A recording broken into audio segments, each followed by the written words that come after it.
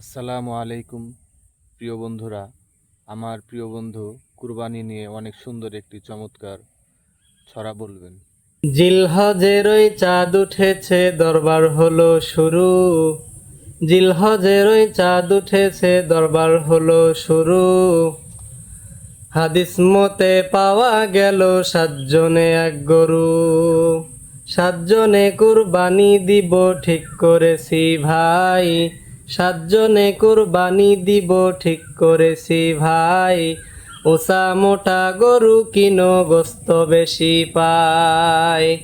এই বলিয়া সবাই মিলে বাজারেতে গেল। এই বলিয়া সবাই মিলে বাজারেতে গেল। উঁচা মোটা গরু দেখে কুরবানি কিনিল।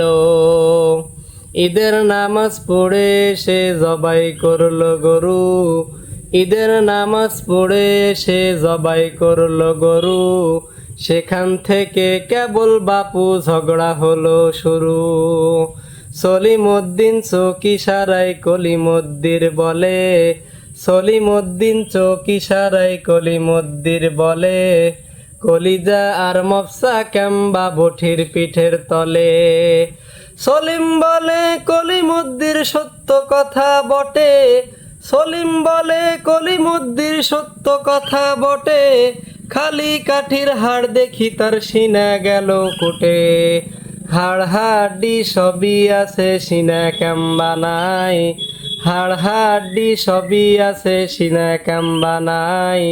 ভুইয়া বলে বিদেশেতে চালান হচ্ছে ভাই।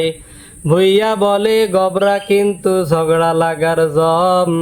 ভুইয়া বলে গবরা কিন্তু ঝগড়া লাগার জম। কারোর ভাগত বেশি ফেলাই, কারোর ভাগত কম। এই বলিয়া হুড়াহুড়ি লাগলো পিটা পিটি। এই বলিয়া হুড়াহুড়ি লাগলো পিটা পিটি।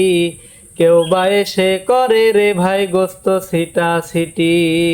এমন কামার না করিব নাকত মাটি ভাই। এমন কামার না করিব নাকত মাটি ভাই। যা হবার তা হয়ে গেল, চলো বাড়ির যাই।